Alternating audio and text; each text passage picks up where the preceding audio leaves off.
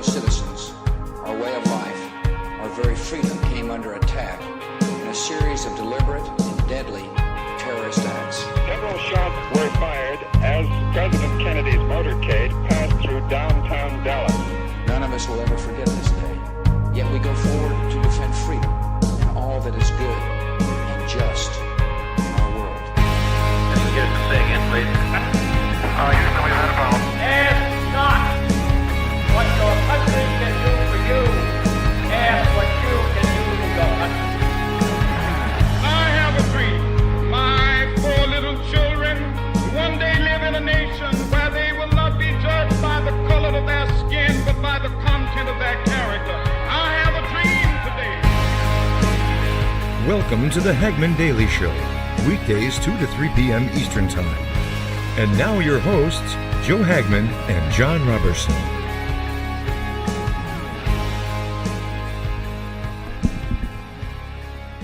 Hello and welcome to this February 26, 2018 edition of the Hagmann Daily Show. We're almost out of February, John. This month is going so quick.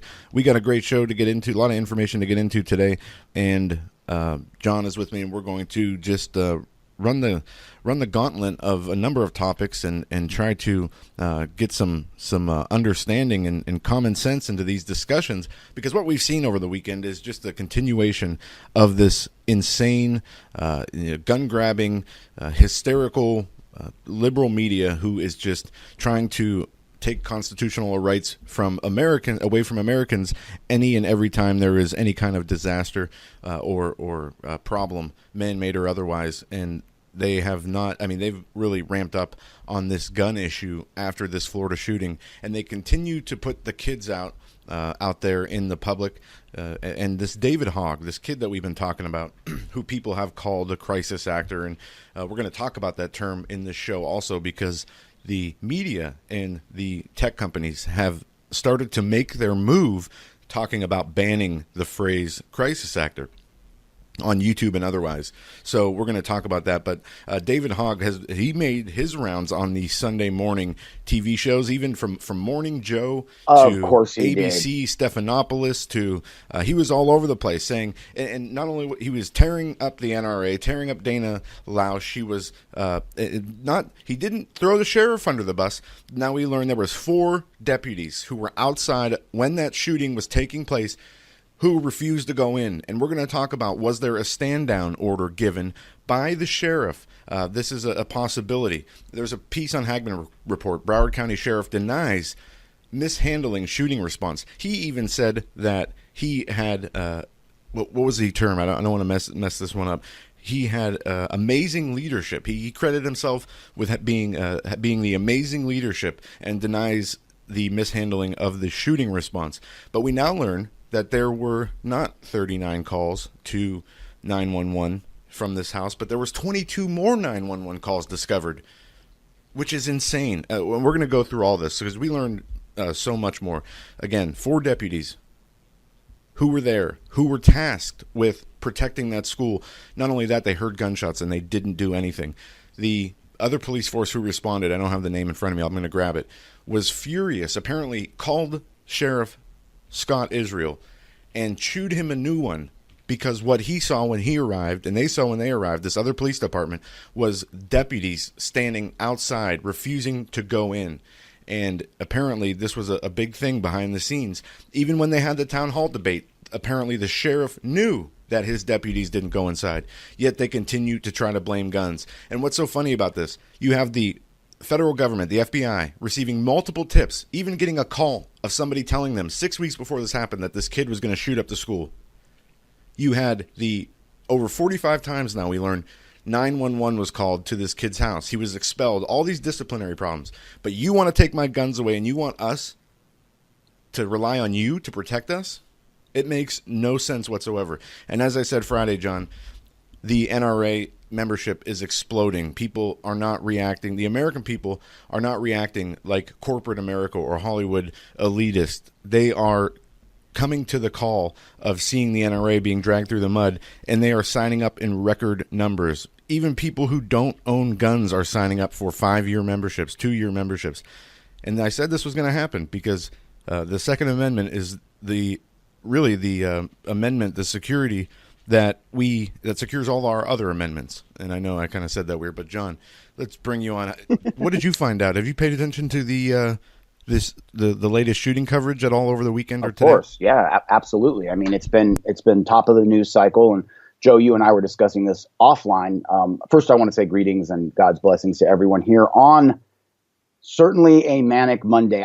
Joe, I was actually going to go rogue today and play just a tiny touch of the Bengals Manic Monday, even though I knew it'd get us a big fat copyright black eye, and we can't afford any more of those. That's only if we put it up on YouTube. I just wanted to do it so bad. But we can play anything we want, but we just can't put it up on YouTube, John, if we do that.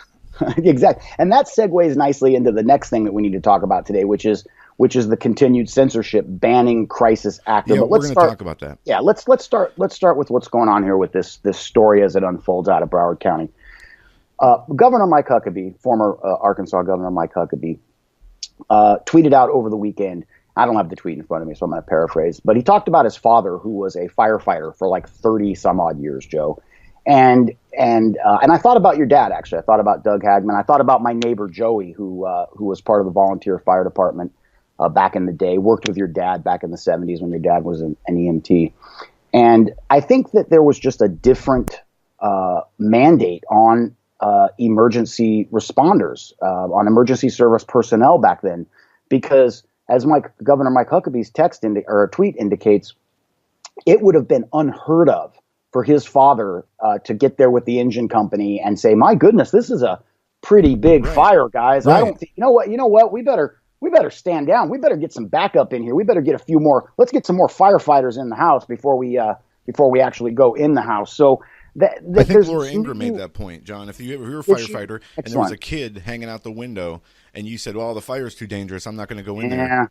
Probably better not do it. Who's going to say, and that's what the argument's being made. This David Hogg kid has been on all these shows.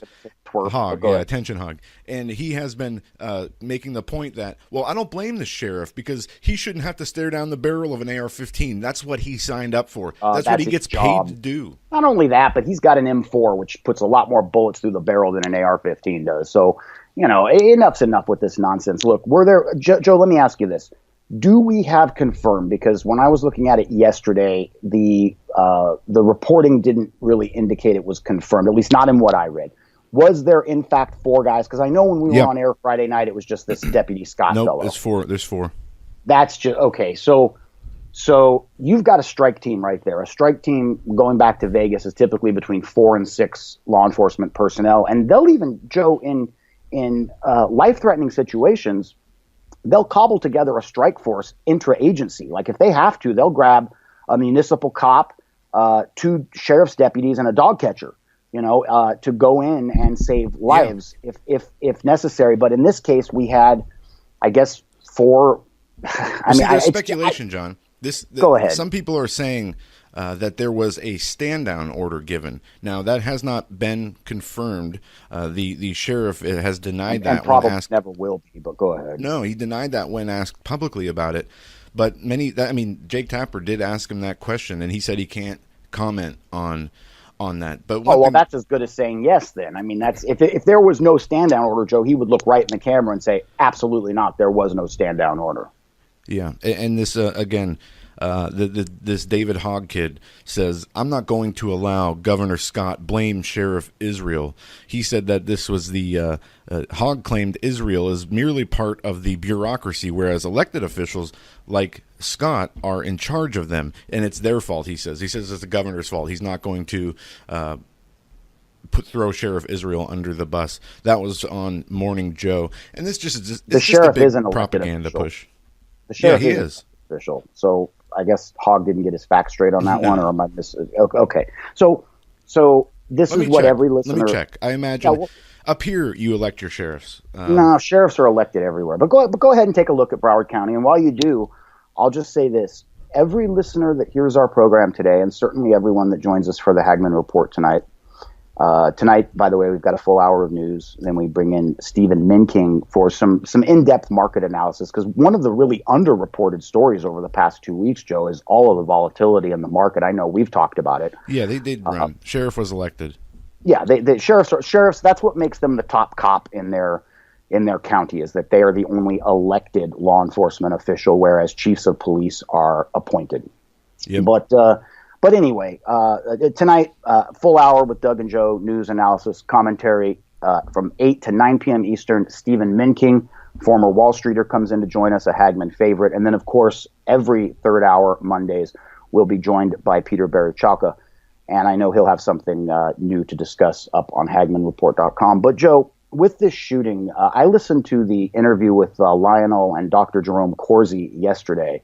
And Lionel was really tough on this top of the news shooting, as well as the pomp and circumstance around CPAC this year. And Lionel can get a little edgy, and I like that about him. But one of the points he made that I do really agree with is that the narrative of these shootings, it's the same every single time.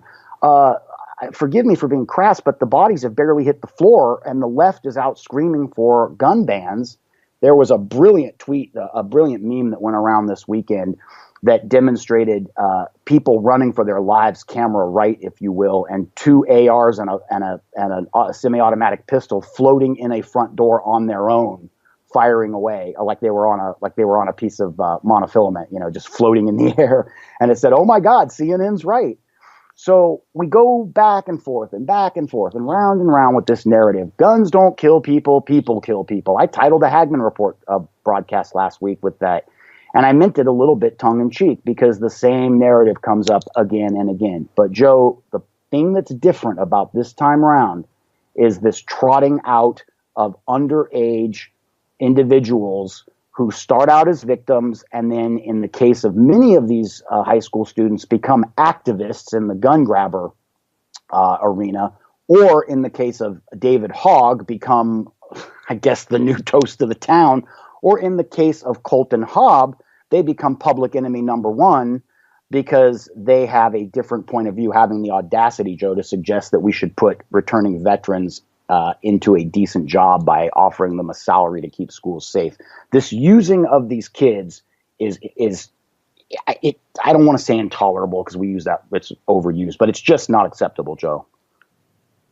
Well, this is what we talked about, and Men King mentioned this, that this is, them shielding, them being the media, shielding themselves of not having to be the ones to, promote the gun-grabbing agenda. Instead, they allow their kids to do it. And, one of the things, John, as you pointed out, others have pointed out, is, yes, the sheriff is an elected official. Somebody needs to rewrite that kid's talking points because obviously he's not getting them right. Oh, well, CNN would never do that. They would never, ever, ever do that. Yeah. It's funny to see how bad these people are at what they're paid to do, which is to lie, steal, and destroy, and they can't even lie right. So, this is what we see so often with these people who push this agenda constantly. And it's so infuriating, John, as you said, to have to sit here and listen to this day after day, to listen to the calls for gun control. Obviously, we've had guns in this country forever. We know it's not the guns. Something's changed with the people in this country that has nothing to do with the guns, and we need to figure out what that is, whether it's the medicine, whether it's, the spiritual evilness that's in our world. Something has changed, and it is unacceptable to try. Every time, as I said before, every time one of these things happens, they come for our rights. We saw after Charlottesville, they were trying to crack down on free speech, ban hate speech and all this stuff. And then you have this shooting, and you have these leftists and these insane liberals coming out, and they push and push and push and push.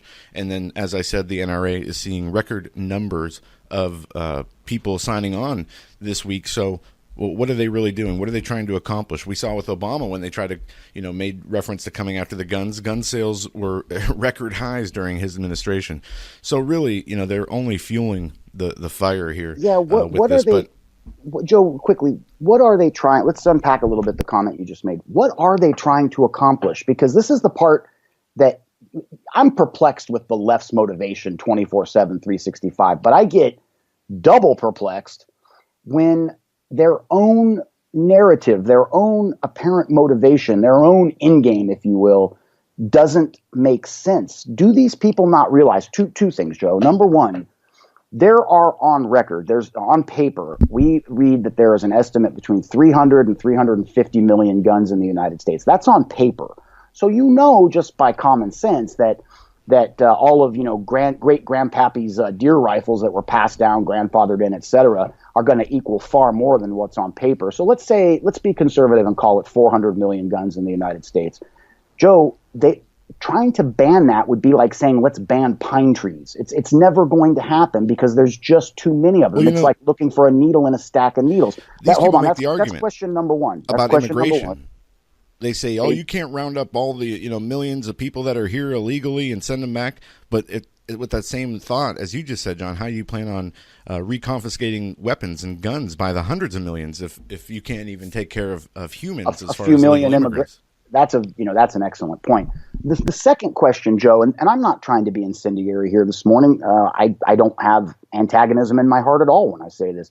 But Joe, don't these people on the left in the fake stream media, as they amplify this narrative over and over again, don't they understand that if you start going door to door and attempting to confiscate weapons like they did in the post-Hurricane Katrina environment, I would add in the districts of New Orleans that didn't have a drop of water on the streets, don't they understand, Joe, that that's going to touch spark to a fuse that they cannot contain? That's insane. That's going to start a war, Joe. Well, maybe that's their agenda. Maybe that's their goal, John. But you're exactly right. And, the constant attempting to grab people's rights and to take them away, we know it's not about school shootings. We know these people don't care about children. These are the biggest promoters of abortion and Planned Parenthood on the planet. So don't for 1 second try to give us some phony compassion about, we need to ban guns for the children. They've been wanting to ban guns regardless of crimes. And it's funny when you see the Islamic terrorism, these people come out in defense of the terrorists instantly, saying, don't blame Muslims, don't be Islamophobic, and it's not Islam, it's terrorism. But as soon as the shootings happen, it's the guns, right-wing extremism, guns. They never stop. Go ahead. I want to throw a little humor in here, but go ahead and finish. No, and then what we see here, what we talked about in the beginning of the show, Facebook and Google struggle to squelch crisis actor post, and we're going to get into this.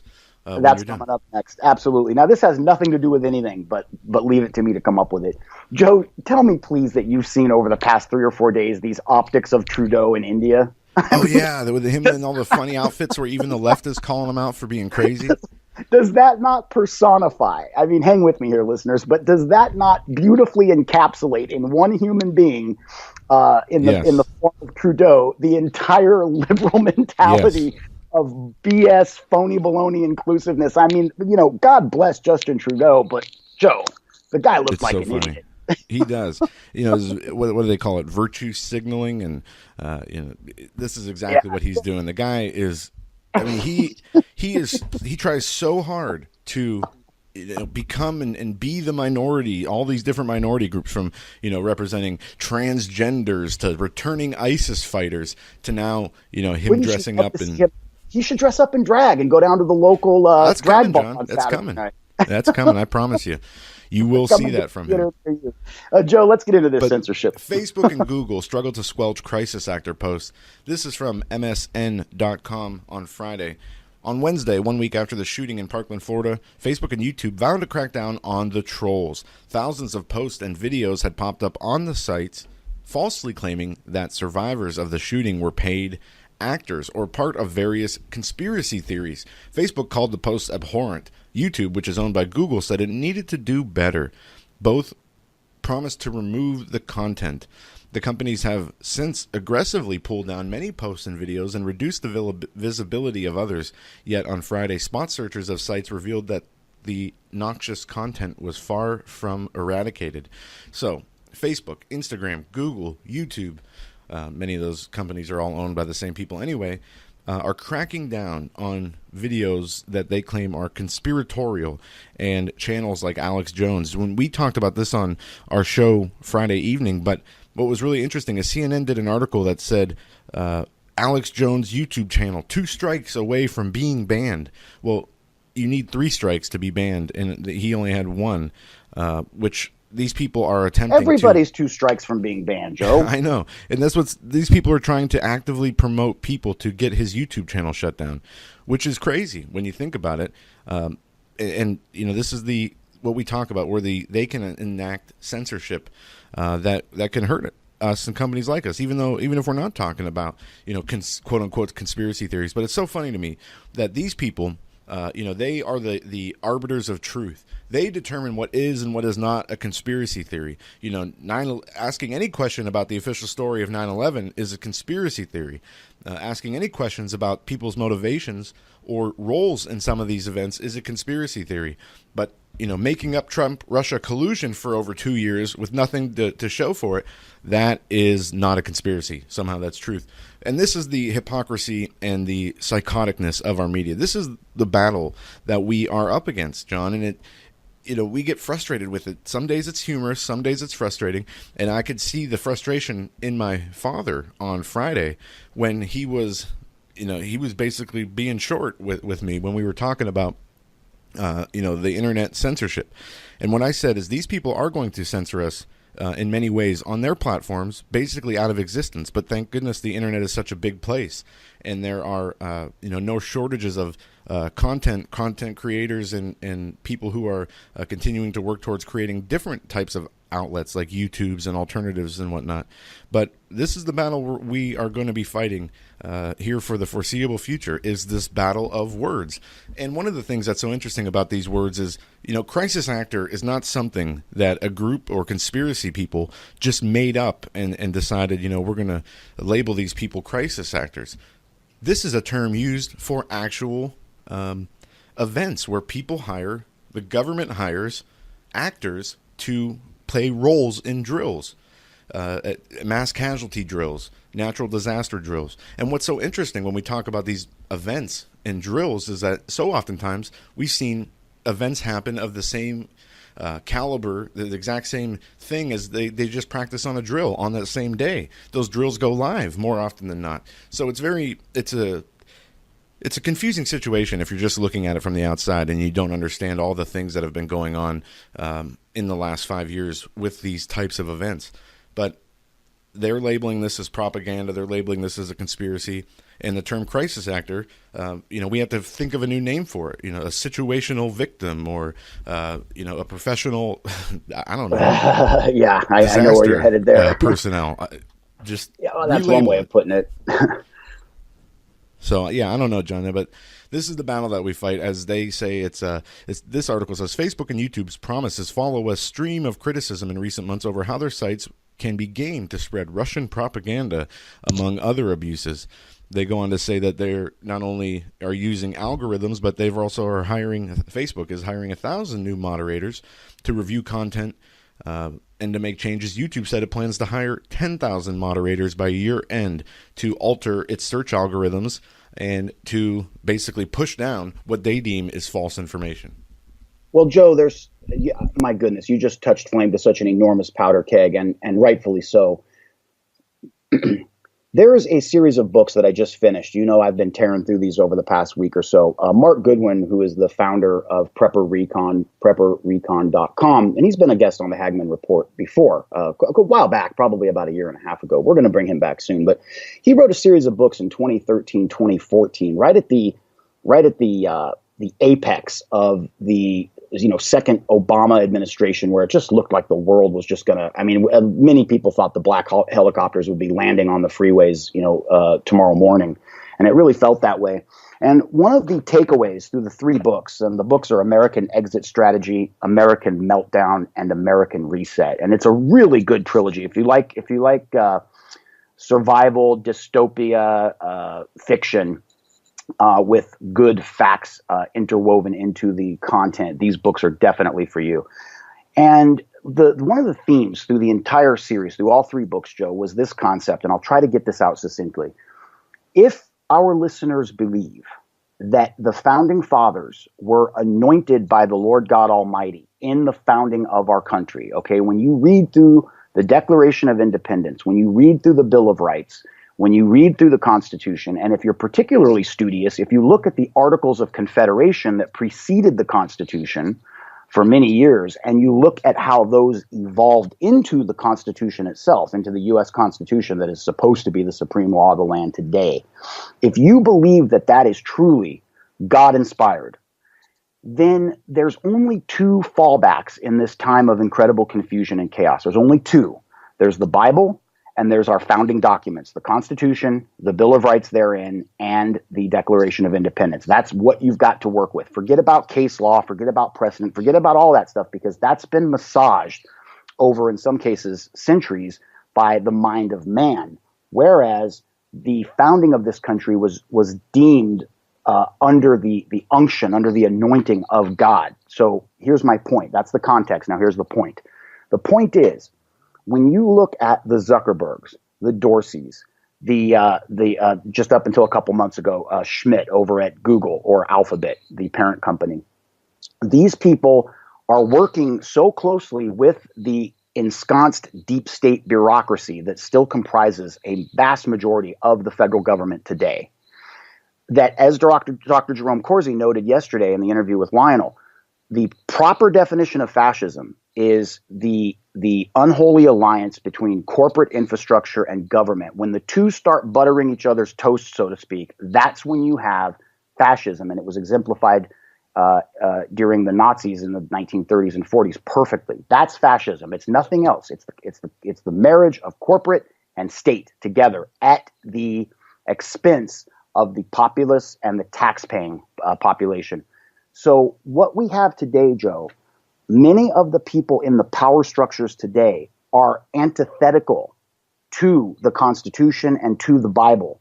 And regardless of how you interpret Romans 13, that means that they themselves are no longer the government that was given authority by the Lord God Almighty. You follow me? If what the Lord gave us 200 plus years ago in the form of our Constitution is rightful government, then what we've seen, particularly since the end of World War II, but really going back to the end of World War I, we've seen a slow slide to what has become the antithesis, the opposite of the government that God gave us. And that means, Joe, that we are tumbling around day in and day out on this show, on the Hagmann Report, trying to make sense of government and of corporate edicts that are absolutely the opposite of what God had for this country. Well, I don't like to say that any system of government is ordained by God, because I don't believe that to be true. But I'll tell you, the American Constitution and your dad's going to kill you for that. The original system of government that was enacted most closely resembled the freedoms and liberties that are provided through your Christian faith and religion, and that also includes on how you treat other people. You don't steal, you don't rape and murder and things like that. But this is absolutely the best human system of government. I just have a problem saying God ordained it. You know what I mean? But well, I agree with what you're saying. You know what? I appreciate your point of view there, Joe, because what you're demonstrating is a healthy suspicion of government writ large, because government is created by man, and we know that every man, going back to Adam, is fallible. So you make a very good point there. I would make this counterpoint, and tell me if you agree with this. Can we look at the proof in the pudding? Can we say that, I don't know, let's go up to World War II, that this country was essentially blessed, that when you look at the country decade by decade from 1776 and then 1785 and 1789, the three big dates of the formation of the country, from the Declaration of Independence to the ratifying of the Constitution. When you look at that period of time, up until about World War II, I would argue that you see progress. You see progress. I mean, yes, we fumbled and we had foibles and we made mistakes for sure, but you see progress. And then we get into that Cold War era of the 1950s, and then we go into the crazy 60s and Vietnam and the civil rights and all this madness. It seems like we made progress for the first 200 years, Joe, and it seems like now we're just swirling down the bowl. So the conclusion I draw is perhaps the closer we stuck to God, the closer we stuck to those original founding documents, the better we were doing. And now we're just so far off them. Joe, can we find our way back? I don't know. We're not going to. Not with the way things are now. Not with the divide. Not with this. I mean, what we're seeing is a full-scale assault on the way of life that was set up here by the founders. We're seeing we see it every day.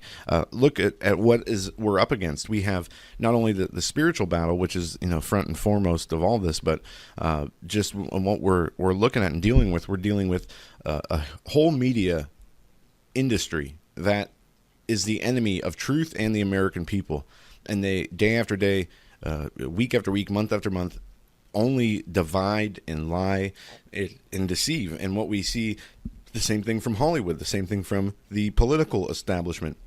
It seems everything is stacked up against the truth, what's right. You can throw God and the Ten Commandments in there. I mean, these people are promoting death through abortion. They're promoting, illegal immigration. I heard, one of the interesting things about this immigration debate is that I saw this a few panel discussions on CNN over the weekend, and I talked about this on the Sharpening Report yesterday or Saturday with Sam Johnson, and what we were talking about was terminology and how the language is twisted so much that when they say things like, and I'll give you an example, on the CNN panel that I saw over the weekend, they were arguing about immigration, and they were saying, the country is with this not granting blanket amnesty, that we're turning away from our founding, traditions and constitutional law of 200 plus years.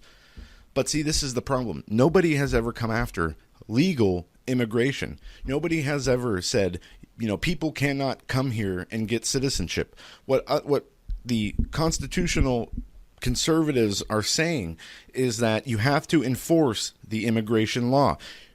Immigration and amnesty are two completely different things. Legal immigration is different from illegal immigration, but they never make these distinctions in the news, in the papers, when reporting it on their side. So when they say, you're not going to grant amnesty to 10 million people, you're racist. No, that's not it at all. And I think I don't even have to continue making this argument because all the listeners, I feel, understand.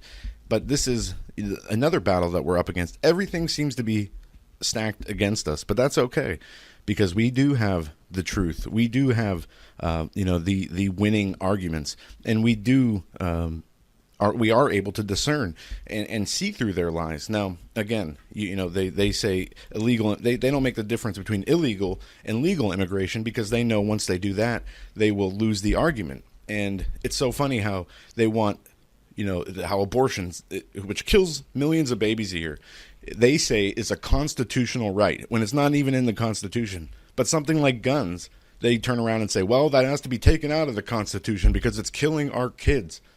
What hypocrisy. Not only hypocrisy, but you have to drive to the clinic. You have to make but you have to make a conscious decision to go get an abortion. These shootings happen at the behest of somebody who's mentally disturbed and picks up a gun to do violence, man. Yeah, it's really bad. And as I said, Hollywood, the media, the political industry, and all of this is stacked against us. We do have the truth, but these people, we're only on the beginning lines of this battle. And just, this is a new article out of Variety.com. CNN boss Jeff Zucker calls on regulators to probe Google and Facebook, which this is interesting because I want to talk about, if we have time today, I want to come back and talk about the power that many of these companies like Google, Facebook, have. Let's talk about it now. Why not? Did you have someplace else you wanted to go? Yeah, well, we can cover this real quick. CNN Jeff Zucker called on advertisers and tech firms to help find new ways to monetize news content on mobile platforms, and on authorities to pay closer attention to the power wielded by Google and Facebook as news providers try to adapt to the changing digital landscape. Now, stepping away from this article real quick, we've seen some trends in the media recently where a number of online publications are losing their ability to monetize or are not getting the traffic they once got and are having to lay off reporters. There's a struggling industry or struggling companies out there in this industry. But what Jeff Zucker is saying is he's calling on the government to step in and also regulate these companies like Google and Facebook. And he goes on to say that Monday, Zucker said at a Mobile World Congress in Barcelona, I think we need help from the advertising world and from technology world to find new ways to monetize digital content. Otherwise, good journalists will go away. CNN boss added that with regulators scrutinizing media mega mergers, closer attention should be paid to the power of Google and Facebook. And I'm going to add separately that many people have been calling for the government to intervene in and better regulate Google and some of these tech companies and the power that they have.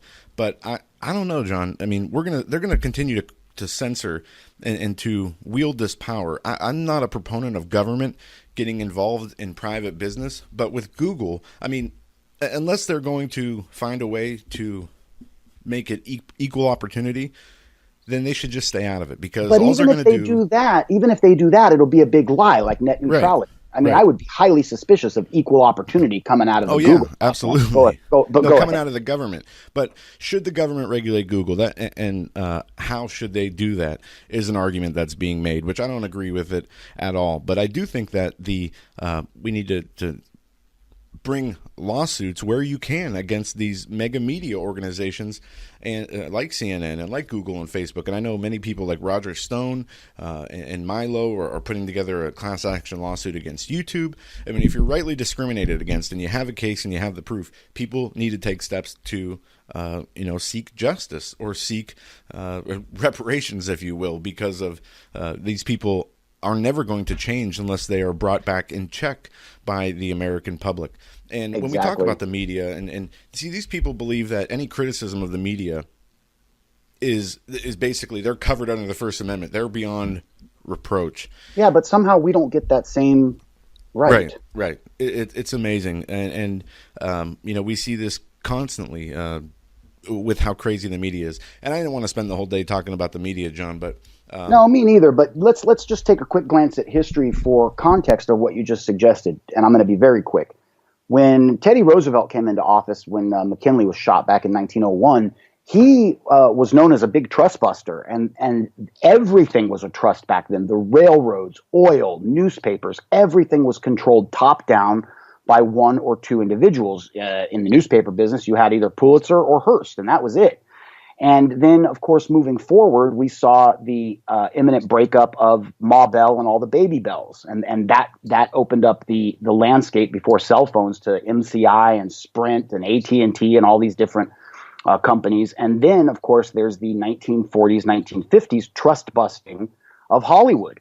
Some of our older listeners will remember that there was a long era in American culture where if you went to a Paramount-produced movie, you went and saw it at your local Paramount theater. And that was a linear top-down arrangement that gave the CEO, the president of Paramount, total control from the first footage of film shot down to the bucket of popcorn sold.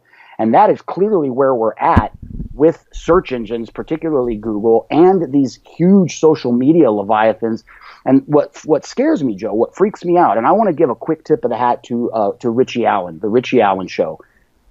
Joe, Sean from SGT reported on Saturday that Richie Allen, with over 1,400 broadcasts in the can, he's been an enormous content creator for YouTube for a long time. Joe, Richie Allen's gone. Go try to find him on YouTube. As of this morning, he's gone. Yeah. They just wiped him out as though he never existed.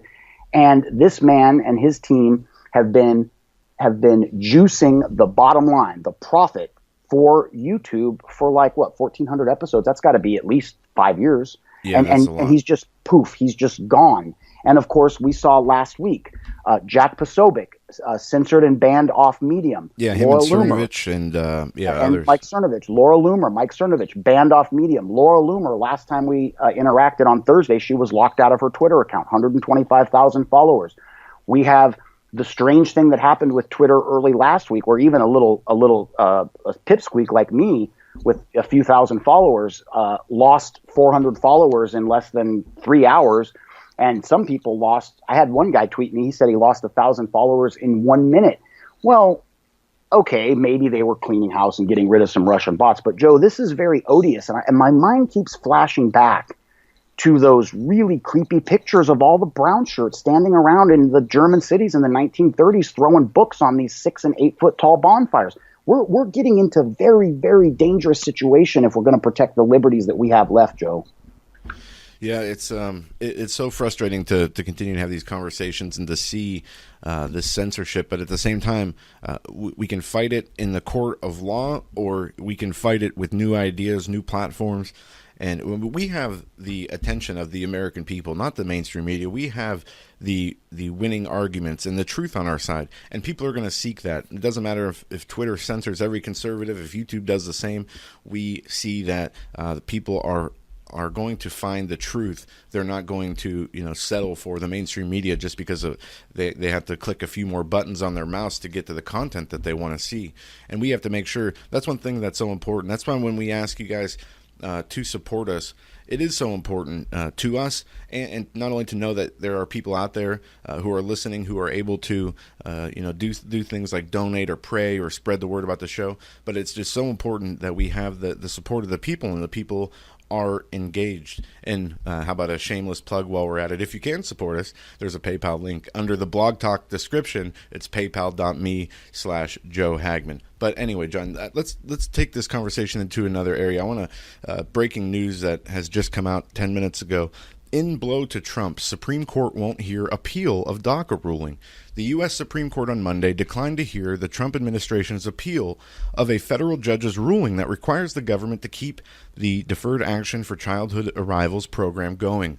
Under a lower court order that remains in effect, the DHS must continue to accept renewal applications from the roughly 700,000 young people who are currently enrolled in the program known as DACA.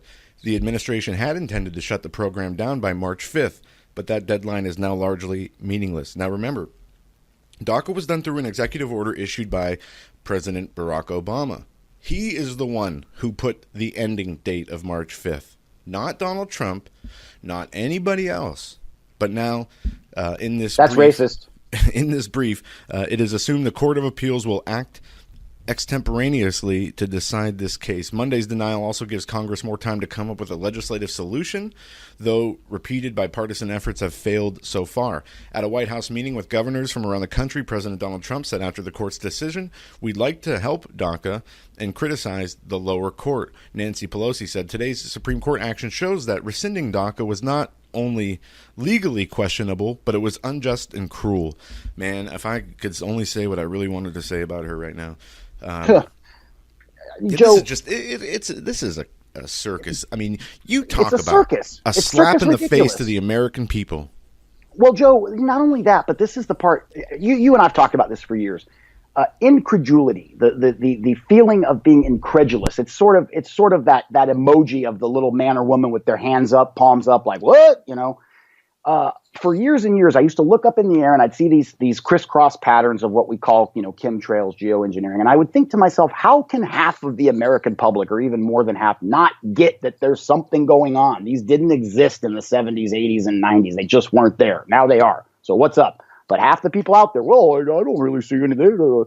This is, in a way, it's very similar. What we're seeing is the attention span of so many quote-unquote news consumers out there is so short, it's so pathetically short, that they can't remember that it was President Barack Obama himself who put the date on this. And now it all shifts off on President Trump. It shifts off on the alt-right.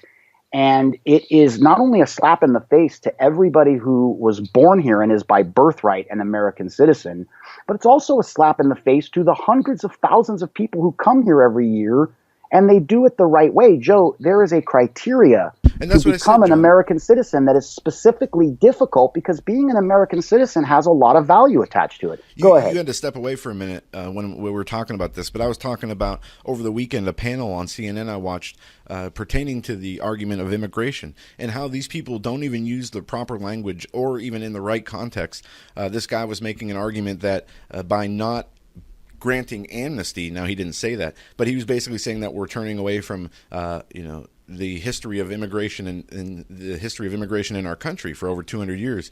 We're turning away from not granting amnesty and making all illegal immigrants legal. But that's what I said. They never make the distinction. Nobody on the left or right is saying that legal immigration has to end or even putting caps on the numbers. What we are saying is you can't give blanket amnesty to millions of people who came here illegally. That's not immigration even to begin with. So the arguments are false when they go on the news and say, "Oh, you're against immigration and you're racist for not wanting to give 10 million people instant citizenship." Well, what about the people for years, whether it was them coming through and registering in Staten Island to today where you come and you take a citizenship test and go through the process? We've always had legal immigration in this country, and that's not what we're even arguing. Nobody's even coming against that. And this is where a huge problem is the disconnect in the language. Well, it's a disconnect in the language, and it's also, again, a failure to remember, and this isn't exactly ancient history, listeners. 1986, Ronald Reagan, we did amnesty back then, and through the visa lottery program and through chain migration, that did not fix the problem. It exacerbated it. It is as idiotic as saying, "Oh my God, the front lawn's on fire. Quick, throw some gasoline on it. Let's put it out." I mean, that's literally what they're suggesting we do. But here's what they do, Joe.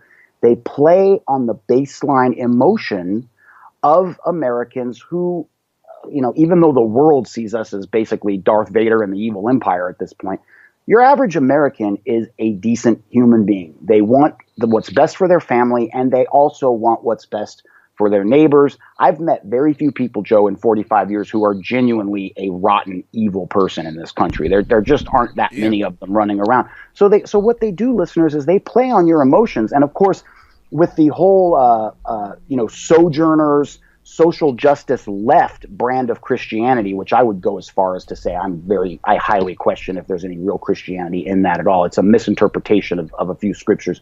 But they even get all of them to sign on board. And that's how we wind up with a huge number of churches in this country that actually believe that abortion's okay. You see how they do this? There's a term for it. It's called the Overton Window. And without getting too deep in the weeds, an Overton Window. Glenn Beck wrote a book called The Overton Window. He did, and it was actually a really good book. That was published in 2009. There's arguments that he had a ghostwriter on that as well. But the Overton Window, it was named after a guy named Charles Overton, and that's really not germane. The point is, it's the concept of 2 steps forward and 1 step back, 3 steps forward and 2 steps back. It's controlled conditioning through controlled opposition. It's employing the Hegelian dialectic, saying let's create a problem, and then we'll create a solution to bring us to what we ultimately wanted to begin with. And we see it time and time again. And Joe, I feel like a broken record saying this, but speaking for myself personally, if I had it from the Lord God above that turning in the guns would prevent these senseless mass shootings from now until the second coming of Jesus Christ, I would give it serious consideration. But that's errant thinking. I would imagine that most 10 or 12-year-olds with decent critical thinking skills could see through that. It's just a big fat ruse. And why is half the country buying it? Because half the country has departed from the Lord. Half the country isn't buying it, John. It is made to appear that way from the media and everything else, but half the country is not buying it. Half the country is not for banning weapons or repealing the Second Amendment. We even showcased an MSNBC poll on Hagmann Report last Friday, which asked, do you favor arming teachers? Do you favor a gun ban? Or what? It was 3 questions. And over 40,000 people at the time I looked at the poll, 73% voted to arm the teachers. So what you see from the media so often you think is applicable to half the country, but really it's not. As we see with the NRA, I mentioned this earlier, in the wake of all the boycotts and calling names to the NRA, new members are joining in droves, and people who don't even own guns are signing up. The National Rifle Association responds to the growing number of companies ending their corporate partnership since the Parkland school shooting. Some corporations have decided to punish NRA membership in a shameful display of political and civic cowardice. That was part of a statement released by the NRA, but they also go on to say that more than 5 million law-abiding members of the NRA have enjoyed discounts and cost-saving programs from many American corporations that have partnered with the NRA to expand member benefits. Since the tragedy, many of those companies have basically boycotted or bowed out of their partnership with the NRA. But with that, they see a big rise in their membership. So the people are responding to this boycott against the NRA by going and becoming a member there. I'm not a member of the NRA, I mean, if I had the extra money, I don't even know how much it costs. I might do it. I would do it to show my support for the Second Amendment. At the same time, do they need more of my money? I don't know. Oddly enough, I'm not a member of the NRA either. But go ahead. But no, it just shows you that the people don't care about the liberal insanity on the TV of them hyperventilating over guns and freaking out. The American people understand that this was a failure, not because of guns. Yes, maybe there should have been. This kid should not have been able to buy a gun due to his excessive violent history and all the threats that we saw him launch on many platforms. But what can you say, John? The people, by majority, don't want guns to be banned. They are not against the Second Amendment. Absolutely not. 10% of the vocal, circus out there. Well, look how they foisted back in May of 2016. Look how they foisted this ludicrous White House memo on us saying that we needed to, quote unquote, integrate restrooms. And they use that term integrate, borrowing it again from the civil rights movement. But Joe, I know we've really hit this censorship thing hard today, and I'm glad that we did. And I'm going to do a shameless plug here, and then I'm going to hand it to you for a lightning round of news today, since it is Monday, and we want to give our listeners as much of the landscape as we can. But over the weekend, Joe, you and I both had sort of a working weekend this weekend. I know that you on Friday joined Bill Martinez on Bill Martinez Live. So if people want to catch that, just go to billmartinezlive.com. Your dad did InfoWars and War Room both on Friday, so people can catch that if they want to get a little bit of extra Doug Hagmann.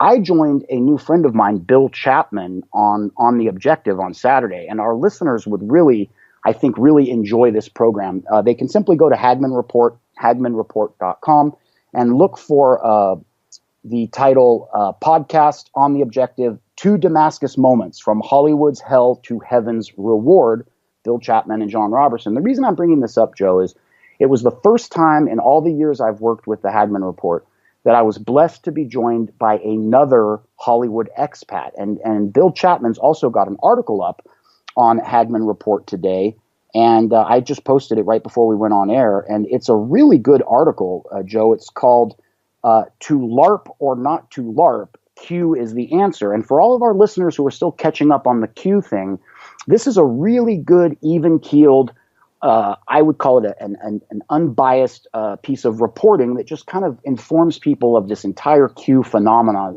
since last fall. Well, I think that interest is gone now, John. I don't think many people are still interested as much as they were even a month ago. Right, and Joe, that was Lionel and Dr. Jerome Corsi's point in that really good interview yesterday. Is that with the Broward County tragedy, people's eyes have been taken off 2 really big stories right now, which is what Attorney General Jeff Sessions indicated about the number of indictments that he's preparing, apparently just for people lying under oath alone. And we can cover that tomorrow because I don't have my ducks in a row. No. So Sessions came out and said that they were going to impanel grand juries or issue charges? No, he didn't say they were going to impanel grand juries yet. Let me do my homework on this one, Joe, because I don't want to give false reporting. I'm parroting what Lionel and Dr. Corsi talked about yesterday. We'll look into that because the Democratic memo, the Schiff memo, was made public. I don't know if you've been following. Remember the big push to for the left to get their memo out into the public, and then it was voted not to because they didn't retract the right information. Well, that memo has been released. The Schiff memo. Let's start there. We've got about 5.5 minutes left. Joe, I'm going to hand it to you, but I will say this. If our listeners want to hear 2 really honest first-person accounts of how we just could not work in mainstream media any longer and what the Lord led us to do, HagmannReport.com, it's pretty easy to find. It's got a big featured image of Hollywood. Check that out. It's a little bit of a departure from the mainstream news. Joe, I'm going to give the rest of the program to you for a lightning round. Go for it, brother. Well, I just want to cover this story. Everybody remembers the House Intelligence Committee's Devin Nunes FISA memo that showed the abuses of the intelligence community when acquiring warrants to spy on Trump campaign officials. Well, Adam Schiff had a counter memo, if you remember, that he was trying to get released, and finally that has been released. It was delayed for a while due to risk of public exposure of sensitive sources and methods for no legitimate purpose, but now it has been released and heavily redacted, apparently. They blacked out redactions of information. Schiff pushed to expose. Now, what does the Democratic memo tell us? There's some interesting takes on this, depending on where you go. But this, I would go to Hagmann Report and read this story from National Review. The Schiff memo harms Democrats more than it helps them. Well, what does it say? It confirms the heavy reliance on the Steele dossier. The FBI and Justice Department heavily relied on Christopher Steele's dossier, the uncorroborated allegations. We know this is true. Notwithstanding the claim that only narrow use was made of information from Steele's sources, the Democrats end up acknowledging that only narrow use actually means significant use, as in the dossier was the main meat of this warrant application. The memo concedes that the FISA warrant application relied on allegations by Steele's anonymous Russian heresy sources. Now, this goes to Carter Page. Now, if we look at Carter Page, we understand from looking at his history, his past, one thing. He worked undercover for the FBI, exposing Russian spies. So we know that Carter Page has a history in Russia working with the FBI. But apparently this is the other piece of information that they used to gain the FISA warrants. And this is a very long article. I'm not going to read through all this. He makes several points and goes through the talking points piece by piece and explains exactly why what this means. And it just confirms more of what we already know, that Page was an American citizen acting on behalf of the FBI, not as some kind of clandestine foreign power, as they are trying to say, which was another basis for the FISA warrant. And in the Steele dossier, they also point out Carter Page and his history in Russia. And I don't believe, if I remember correctly, they do not talk about the fact that he also worked for the FBI in that capacity in Russia. So I would urge people to go read the memo, to go read a few different news sources about this. But one thing that's very telling, they've been pushing to have this memo released saying, this will clarify the Nunez memo. It's been released. Do you see anybody in the media covering it besides an honorable mention here or there? Joe, you make an excellent point. It can be discouraging, and the best I can do is direct people to the interview that I listened to yesterday with Lionel and Dr. Corsi. Joe, I texted it to you and emailed it to your dad last night. And just folks, we say this so often. I mean, we should have T-shirts made, but use discernment and remember that God loved all of us enough. He gave us his inerrant word, dust off the Bible, and also he birthed us in a country where we have rights. We have the Constitution, the Bill of Rights. We have the Declaration of Independence that started it all. We were given the tools, but Joe, we've got to stand up as citizens, and we've got to use the tools that we were given. The time for sitting around on your hands is over. Yeah, it is. It really is, John. And we need to remain active. We need to remain engaged, and we need to continue to pay attention and never, slip and let these people gain ground where they should not gain ground. Like in our churches, for example, which we see they have gained significant ground. But we always can step up and push back against this and restore, the morals and the biblical foundations into our churches, just as we can, with a lot of work, restore, constitutional practices into our way of life and not have them constantly be attacked. I did say that you don't see really, except a few honorable mentions, any information about this memo in the news. Well, I did find a piece, and I'm going to post this on Hagmann Report where you can go watch the video. But ABC suggests White House hiding evidence because the memo was redacted. And I think that's a pretty funny story. I'm not going to get into that. But that shows you the mindset of these people. Anyway, our sponsor, simplycleanfoods.net. That's simplycleanfoods.net. It should be your go-to storable survival food company, GMO-free, Christian, veteran-owned, and only one ingredient in the food. We're going to be hearing from Chance this week at some point to talk about a number of things, the church, as well as any of the latest things that he's working on with his company. So it's going to be a great week. And as John, you said, a great show tonight on Hagmann Report. That's going to do it for us today. If you can support the show, there's a PayPal link in the Blog Talk description, and you can support our show also by using simplycleanfoods.net. hagmanreport.net.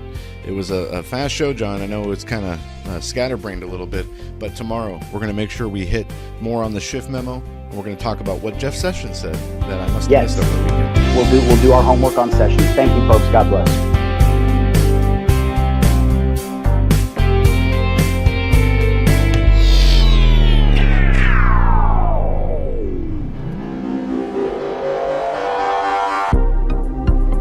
The Hagmann Daily Show is brought to you by the Hagmann Report.